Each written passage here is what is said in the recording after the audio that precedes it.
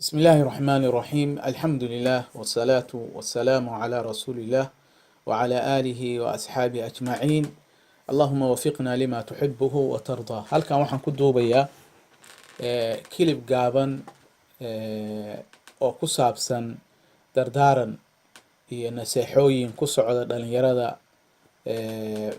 guurdoonka ah marka waxaan ku duubi doonaa naseexooyin aan soo ururiyey wixii culimmadu ay dhaheen iyo wixii dadka ahlu cilmiga iyo dadka khibradda leh iyo odayaasha iyo xikamka iyo wixii lagu qoray xataa maaragtay meelo badan oo webabka kamid a ayaan isku soo ururiyey waxaan rajaynayaa ilaahay subxaanahu wa tacaala inuu ku anfaco intii dhegaysata baan ilaahay ka baryayaa subxaanahu wa tacaala waxa uu yiri nin gabiyey oo maaragtay la dardaarmayay dhalinyarada guurdoonka oo wiilasha ah gabyagaas magaciisa waxaa la dhahaa amiin sheekh maxamed waxa uu yiri haddii aad go-aan qaadato guurba aad damacdo inta aadan gelin baa gudboon inaad gorfaysaaye ood gunteeda baartaa waxaad damacday geeloowe mindhaa ninka uu la hadlayaa geele la oran jiray oo aad gunteeda baartaa waxaad damacday geeloowe ninkii kaa gu-weyn iyo ninkii garasho kaa dheer leh iyo geedka kii tegi jiriyo goobihii kulanka iyo kii hortaa guursadaa qeyb la geliyaaye oo go-aanka aad damacsan tahay lala gorfeeyaaye runtii waa hadal xikmad leh oo ninka uu la talinayay ama wiilkiisiibu ahaa ama nin saaxiibkiiso geele la dhaho wuxuu leeyahay haddii aad go-aan qaadato marba aad guur damacdo horta intaadan bilaabin maaragtay arrinka la gorfee oo la tasho maaragtay waxyaalaha aad damacsan tahay dadka kaa weyn yaa nin kaa gu-weyn waa qofka dadka kaa waaweynay waalidka iyo adeerayaalka iyo akhyaarta iyo laano dadkaas waxa weye khibro ayay ku dheer yihiin dadkii golayaalka laga talin jiray joogi jiray iyo dadkii hortaa guursaday iyo maaragtay go-aanka aad qaadatay kala tasho taladu way fiican tahay laa khaaba man istashaara badanaa ma hoogo mana shalaayo qofkii tashada kadibna istikhaaraysta yaa oo maaragtay ilaahayna la tashada subxaana wa tacaala waxaa xaqiiqo ah oo hubaal ah gabar iyo wiil kastoo guurdoon ah inay u haminayaan sidii ay ku heli lahaayeen qof wanaagsan oo ay nolosha ay la qeybsadaan waxaa maragma doonta ah oo xaqiiqo ah iyaduna haddaad tahay qof guurdoon ah inaad doonaysid qof aada nolosha macaankeeda isla qeybsataan qof aada mugdiyada nolosha aadanuhu soo maro ama soo food saara aada iska weheshataan qof aada isku noqotaan muraayad oo uu mid walba kan kale uu iska daawado iska arko oo maaragtay yacni isku nasixayo qofka mu'minkaa qofka kaleoo mu'minkaa muraayad buu yahay waa tii xadiidku u ahaa marka qofka xaaskaaga lamaanahaaga muraayad buu kuu yahay ceebahaagay kuu sheegaysaa sidii adoo isku jeedoo kale qof waxaad rabtaa inaad heshid eebba uu idinkala siiyo awlaad wanaagsan duriya tayiba saalixa oo indhihiinu ay ku qabowsadaan haddaba waxaa isweydiin mudan sidee lagu helaa qof wanaagsan marka hore inta aadan raadin qof wanaagsan wiilasha baan dardaarankan ula jeedaa saan hore usoo sheegay inta aadan gabar wanaagsan aadan raadin horta adigu noqo qof dhowrsoon qof hagaagsan qof diinta maaragta ku toosan qof shaqaysta qof waalidkiid baari u ah qof fiican adigu horta noqo markaa kadib ilaahay wuxuu kuu sahlayaa adigana qof wanaagsan ayuu ilaahay kuu sahlayaa sideen ku doortaa gabadha wanaagsan badanaa waxyaalaha talooyinka lasoo weydiiyo culimmada iyo odayaasha iyo waxaa kamid ah maxaan ku doortaa gabadha nin gabiyey ayaa waxa uu yiri anigu gabiyaa ma ahi laakiin waan soo qorqoray wixii aan soo qorqoray baan akhrinayaa waxa uu yiri nin gabiya ah gabadh dhowr tilmaamood ayaa sababo guurkeeda mid baa quruxda loo guursadaa laguna goobtaaye midna magaca qoyskay gashay guur ku mudataaye midna gunuda ay haysatuu kaa galaa damace midna waxaa gayaankaa ka dhiga garasho diimeed ee geelow yacni qofka lala hadlayo waa magaciisa geele la dhahaa geelow si gaara u ogow tan u gadaalaysa waa midii uu lahaa midna waxaa gayaankaa ka dhiga garasho diimeed marka gabaygan saynu ognahay waxa uu ku qotomaa xadiidkii saxiix ahaa ee nebigu sal allahu alayh wasalam markuu dhalinyarada la talinayay xadiidka bukhaari iyo muslim bay way wariyeen xadiidkii abu hureyra ee caanka ahaa ee nebigu uu lahaa sal allahu alay wasalam tunkaxu lmar'atu liarbacin limaaliha walixasabiha walijamaaliha walidiiniha fadfar bidaati ddiini tarabat yadaaka. xadiidkaas oo nebigu sala allahu calay wasalam uu dhalinyarada kula dardaarmayey in qofka dumarkaa ragga qaar ay ku doortaan maalkeeda, qaar ay ku doortaan nasabkeeda, qaar ay ku doortaan quruxdeeda, qaar ay ku doortaan duunteeda, ee ku dadaal diinteeda ay ku doortaan, ee ku dadaal buu nebigu sal alla alay slam oo ku guuleysay inaad heshid mid diin u saaxiib ah. sideeda waxay dhahaan qofkii u guursada haween maalkeeda, carabta xikamka carabta laga wariyay ayay kamid tahay. waxay dhaheen man tazawaja almar'a limaaliha maata faqiiran. haddaad haweenta aada maalkeeda u guursatid faqri baad ku dambaynaysaa iyo canaad iyo dhib. waman tazawaja almar'ata lixasabiha maata daliilan. haddaad naagta sharaf iyo qabiil heer saraa iyo qoys heer saraa ka dhalatay daliil baad noqonaysaa. waxaa mar walba waxa leeyahay war anaga kaa sareynay baa lagu dhahayaa wax noocaas. waman tazawaja almar'ata lijamaaliha, waa say u badan tahay dad wanaagsan oo baa badan oo nasab fiicanna leh, diin fiicanna leh. man tazawaja almar'ata lijamaaliha maata taciisan baali. haddaad haweenta aada u guursatid quruxdeeda waxaad ku dambaynaysaa qof nolol dulliya maaragtay ku nool. oo waxay u badan tahay xataa haweentaas in maaragtay lagaa dhaco ama meelo kale maaragtay ay ku dabamarto. waman tazawaja almar'ata lidiiniha maata saciidan baali. qofkii haweenta ku guursada maaragtay diin ku doorta nolol wanaagsan ayuu ku dambeeya. waxay kaloo dhahaan maqaayiista ama waxyaalaha lagu cabiro maaragtay xaaska ama lamaanaha wanaagsan waxaa kamid a mucaadaladii ninkii la oran jiray mucaadalat alkhawaarizimiya. khawaarizimi wuxuu ahaa ninkii caanka ahay oo xisaabyahanka ah, xisaabtao dhan ba maaragtay soo bilaabay ee muslimka ahay la oran jiray abu jacfar maxamed bin muusa alkhawaarizimi oo ku dhashay magaaladan la yiraahdo khawaarizm. khuraasaan maahan oo iiraan ku taala. khawaarizm waxay ku taallaa baa la yirahda uzbekistan wadankan la yirahdo ruush ka go-ay. marka nin muslimo qarnigii wuxuu noolaa qarnigii labaad iyo kii saddexaad bilowgiisii buu dhintay. dhowr iyo soddonkii meelahaas u dhintay, 230 maaragtay iyo agaarkeedu dhintay, 230 meelahaas ayuu dhintay raximahu llahu tacaala. marka ninkaas wuxuu mucaadaladiisa xisaabta waynu garanaynaa 1 iyo 0 ninkii soo saaray ayuu ahaa. marka mucaadalada khawaarizm baa haweenta wanaagsan lagu cabiraa. waxay dhaheen qofkii ku doonta, waxay dhaheen qofkii haweenta ku doonta diinteeda hal ayuu haystaa, number 1 buu haystaa. hal number oo 1 ah, waaxid ayuu haystaa. hal number ayuu haystaa. haddii aad ku dartid marka diintii, haddii aad ku dartid qof sharaf iyo nasab iyo dad wanaagsan ka dhalatay, reer wanaagsan. nasab markaan leenahay dadku gidigood xaawiya aadan bay ka yimaadeen, yacni reer waxaa laga hadlayaa yacni maqaam kule bulshada dhexdeeda baa laga hadlayaa. haddii aad ku dartid hal sifir baa ku daraysa, hal eber, awal hal baa haysatay, eber baa ku darta. marka waxaad haysataa qof ah 10kiiba 10 10 calaa 10 qof ah ya ayaad haystaa maaragtay 10 out 10 qof ayaad haysataa. awal diintu hal bay ahayd, xasab oo nasabaa ku dartay 0 ah, 10kiiba 10 qof ah baa haysataa. haddii diintii iyo nasabkii aad qof maal leh aad ku dartid, qof diin leh, reer wanaagsan ka dhalatay, maalna leh, eber kalaa ku dartay, markaas 100kiiba 100 baa haysataa. ilan diintu hal bay u taagnayd, nasabka wanaagsanna 0 u taagnaa, maalkii 0 kale kusii dira 100 wey. qof marka 100kiiba 100 ayaa haysataa. haddaad kusii dartid xasabkii iyo maalkii jamaal, qof qurux leh, eber kalaa ku darta, marka qof waxaa haystaa 10kiiba 10 ah ayaa haysataa. dayib maxaa dhacaya haddii marka aynu ka qaadno kii u horeeyo halkaha oo diintaha, qof aan diin lahayn laakiin leh xasab wanaagsan, nasab wanaagsan leh, maal haysata, quruxna leh. halkii haddii laga qaado maxaa kuu haraya? waxaa kuu haraya 3 eber. qof waxaad haysataa eber ah baad haysataa. adu waxaad u qabtaa inaad haysato, laakiin waxaad haysataa eber.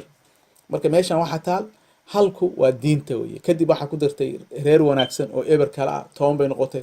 waxaad ku dartay maal eber kale 100 bay noqotay. waxaa ku dartay qurux 1000 bay noqotay. haddaad halkii meesha ka qaaday oo diinta ah, ogow waxaad haysataa 3 eber ayaa haysataa. maxaa yeelay quruxdu waa wax aan weligeed taagnaynin, aan joogayn weye, waa wax tegaya.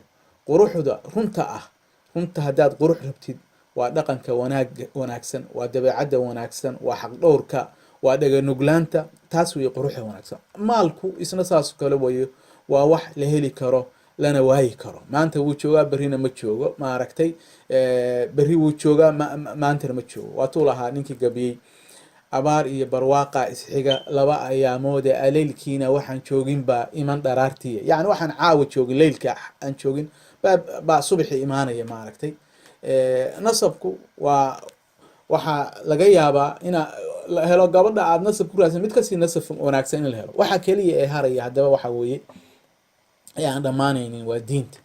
marka waxa u horeeyo aan dhalinyarada kula talayno gabadha ay guursanayaan waxa weye diin ku dooro. gabadha diinta lihi runtii waa tan garanaysa siday u gudan lahayd xuquuqda uu ninkeeda ku leeyahay, siday u dhowri lahayd asraarta gurigeeda iyo nafteeda iyo caruurtana ugu barbaarin lahayd tubta toosan iyo diinta wanaagsan. run ahaantii nin nasiib leh ayaa hela gabar diin leh. gabadha diinta lihi waa furaha nolosha ayaa la yidhaahdaa.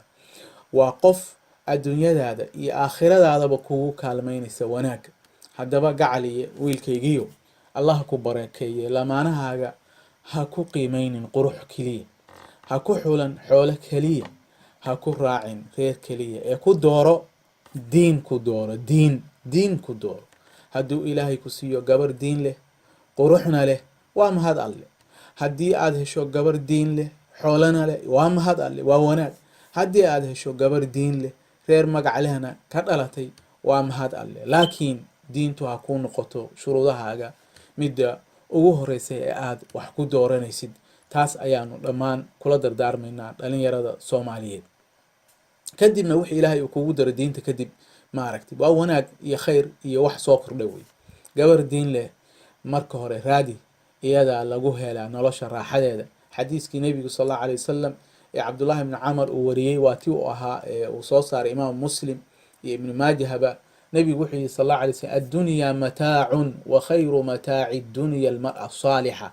riwaayadda ibnu maaja lafdigiisuna wuxuu ahaa inama addunyaa mataacun walaysa min mataaci dunyaa shay-un afdalu min almar'ati saalixa. adduunyadu waa dhaldhalaal iyo raaxaysi yar. dhaldhalaalka iyo raaxaysiga adduunkana waxaa ugu khayr badan haweeney saalixad ah, qof xaas ah, lamaano saalix ah oo wanaagsan. taas ayaa adduunka ugu fiican. shaacirkii wiilka guurdoonka ah la talinayay, nin gabyaa ah oo wiil guurdoona la talinayay ayaa waxa uu yidhi isaguna hade anugu gabyaa ma ihi, waan afeefanayaa, waan akhrinayaa, hortayda ayaan ka akhrinayaa maaragtay wixii aan kusoo qorqoray. marka haddii aan xoogaa qalqaloociyo ragga gabyaaga ah oo maaragtay abwaanada ayaysan igu xanaaqin. wuxuu yidhi ninkaas dhalinyaradu la talinaya, wuxuu yidhi haddaa dooni guur raaxalo aan dhib kugu gaarin, iyo guur wanaagiisa iyo gogol macaankeeda, iyo gibil asturan oo rag kale gaarin aragiisu, iyo hadalka oo gaaban oon deriska gaaraynin, iyo guud wixii aad fartaba gabar adeecaysa oon dibadda gaaraynin oo joogi gurigeeda, oo goorta aad fiirisaba garan muraadkaaga, oo gacan ku siinay haddii dhibi kusoo gaarto, gacan ku siinaysa haddii dhibi kusoo gaarto, saas ula jeeda, oo gacan ku siinay haddii dhibi kusoo gaarto, oo guulahay kaaga barin inuu ku guuleeyo, ilaahay kuu baraysaa, oo goor walbaba raalli ku ah guule wuxuu keeno, oo aan gambiya kala jeclayn geni midkaad siiso, oo aan biilkii wuu go-ay lahayn amase wuu gaabtay, oo guriga gole diin ka dhigi gebi ahaantiisba, ku gardaadin guud ubadka oo diin garaadsiina, yani guud ahaan ubadka diinta baraysa weye. geelow waxaa laga helaa gabar taqaan diine, kala garo wixii kugu gafiyo wixii guddoonka ah. kolley talooyinkan dhalinyaradu waxaan u malaynayaa gabaygan inaysan dhagax waxaa layihi tuujin iyo taabasho waa isaga mid. dhalinyarada kolley aan la hadlayo oo hadda westernka joogta iyo kuwa cusub waxa laga inay gabayga alfaadiisa isfahmaan. laakiin ninkan muxuu ku leeyahay haddaad dooni guri raaxa leh, ya guri wanaagsan raaxa leh, ya oo happy life haddaad rabtid, oo aan dhibi kusoo gaarin, wax dhib ah iyo trouble iyo aadan helin, iyo guur wanaagiisa iyo gogol macaan haddaad doonin buu yidhi, iyo gibil asturan, yani qof xaas asturan oo rag kale gaarin aragiisu, ya iyo hadalka oo gaaban oon deriska gaarayn. markii discussionka la sameynayo ama markii laisku xanaaqo, nolosha badanaa waa iska dhacdaa discussion iyo xoogaa in laisku xayraamo. qof qaylo dheer ma qof hadal gaaban oo derisku hadalkiin ma maqlayo, iyo hadalka oo gaaban oon deriska gaarayn, iyo guud wixii aad fartaba gabar adeecaysa, yani qof xaas oo wixii aad fartaba ku adeecaysa oon dibadda gaaraynin oo jooga gurigeeda, qof asturan markii dan ay guriga u aadayso ama waxbarasho ama shaqo ama ay suuq kasoo adeegso wax la gartay, laakiin qof bixbixid badan oo haba xagga aad, xagga aroos aad, xagga meel aad ah maahan, oon dibadda gaaraynin oo jooga gurigeed, oo goortii aad fiirisaba garan muraadkaaga, markaad aad eegtid way ku garanaysaa ma gogashaad u baahan tahay, ma waxaad u baahan tahay, cuntaad u baahan tahay, uma baahan inaad hadal badan. waa qof caqli badan oo gacan ku siina haddii dhibi kusoo gaarto, waa qof always waxa weeye kuu kaalmeynaysaa, maaragtay lifeka ayay kuu kaalmeynaysaa, oo guulahay kaaga barin inuu ku guuleeyo. guulahay waxa weye allay kaaga baryaysaa inuu ku guuleeyo, ku habaari mayso bal way kuu ducaynaysaa, oo goor walba raalli ku ah guula wuxuu keeno. waa qof qanaaco leh oo aan gambiya kala jeclayn geni midkaad siiso, yacni wax yar inaad siisiyo wax badan. gambadu waa kumiga, waa lacag waagi hore la isticmaali jiro, wax yar wey, iyo geni yani lacag badan inaad siiso ma kala jeclo. oon biilku wow go-ay lahayn amase wow gaabtay, wixii la siiya ayay reer ku dabaraysaa. oo guriga golo diin ka dhigi gebi ahaantiisba, guriga dhanba waa golo diin, mar qur-aan baa daaran, mar xadiis baa daaran, mar muxaadara daaran, mar maasha allah. oo gardaadin guud ubadka oo diin ku garansiinin, caruurta way barbaarinaysaa, diin bayna ku barbaarinaysaa. geelo waxaa laga helaa gabar taqaan diine, kala garo wixii kugu gafiya wixii gudboonka ah. ya waa inaad kala taqaanid waxa fiican iyo waxa xun. gabadha maxaan kaloo ku doonaynaa diin kadib, waxaan ku doonanaynaa akhlaaq iyo dhaqan wanaagsan. waa laga maarmaan inaad akhlaaqda iyo dhaqankeeda ka egto gabadha aad guursanaysid. nebigu sal allahu alayh wasalam waa tii uu lahaa akmalu lmu'miniina iimaanan axsanum akhlaaqan, mu'miniinta kuwa ugu maaragtay iimaan badan ayaa u dhammaystiran, marka rag iyo dumarba. nabiguna sal alla alay slam akhlaaqda aad buu maaragtay inoogu booriyey, waa tuu lahaa muhiimadda layla soo dirayba waa akhlaaqda inaan dhammaystiro. inamaa bucithtu liutamima saalix alakhlaaq. riwaayad kalen waxay ahayd waxaaba la iisoo diray inamaa bucithtu liutamima makaarima alakhlaaq. haddaba haddaad doonayso gabar khayr badan oo aad ku indha qabowsato, ku indha doogsato, akhlaaq wanaagsan ku dooro diinta kadib. hadday gabadhu akhlaaq beesho yaysan gurigaaga soo gelin. maxaa kaloo ku dooranaynaa gabadha wanaagsan? waxaa ku dooranaysaa dabeecadda wanaagsan. dabeecadda wanaagsan waa qeyb ka mid a akhlaaqda. dabeecaddu waa muhiim. waa muhiim in labada qof isguursanaya ee lamaanaha isku noqonaya dabeecadoodu ay isku dhowdahay ama dabeecadooda ay isqabanayso. dad isfahmaya oo nolosha isku si u arkaya waa in ay yihiin maaragtay, oo dabeecadoodu maaragtay ay isku dhowdahay. dabeecaddu waa qeyb ka mid ah isfahamka labada qof. hadday labada qof runtii ay dabeecad fahmaan, waxaa maragma doonta oo hubaal ah inay nolosha inteeda kalena isku fahmayaan. haddiise labada qof dabeecad fahmi waayaan oo aysan ahayn laba qof oo dabeecadoodu ay kala durugsan tahay, waxaa iyaduna hubaal ah inuu guriga ku dambeynayo burbur iyo kalahaad inuu ku dambeynayo. waa maxay haddaba calaamadaha lagu garto gabadha wanaagsan? waxaan soo koobaynaa calaamadaha lagu garto gabadha wanaagsan. waxaa laga helaa inta badan gabadha wanaagsan masaajida, maraakista diinta, meelaha khayrka lagu hayo, iyo guri diin leh ayaa saldhig u ah. mar walba gabadha hadday tahay gabadh masjidka u badan, maraakista u badan, maxaadarooyinka u badan, reerkoodu reer diin leeyahay, gabadhaas maaragtay iskaafikan. waxaa lagu gartaa gabadha ay saaxiibka ay la tahay, gabadha kaloo ay saaxiibka ay la tahay had iyo jeer, iyo kuwa ay raacdo, laanna qofku saaxiibka leeyahay ayuu badanaa ku daydaa. waxaa lagu gartaa oo astaan u ah gabadha wanaagsan in ay had iyo jeer xijaabka ilaahay uu faray ay xiran tahay, oo qof xijaabkeeda ku dhegan ay tahay. waxaa lagu gartaa xishoodka joogtada ah. waa gabar had iyo jeer xishood dheeraad ah leh, oo wejigeeda iyo socodkeeda iyo hadalkeeda iyo dhammaan xishoodka uu ka muuqdo. waxaa lagu gartaa qoyska ay kasoo jeedo, dhaqan wanaagiisa. hadday hooyadeed iyo aabaheed yihiin dad aada bulshada magac wanaagsan ku leh, dhaqan wanaagsan ku leh, la jecel yahay, gabadhaas iyaduna waa qof wanaagsan weye. waxay u badan tahay inay gabadhooduna ay wanaag badan tahay. maxaa yeelay?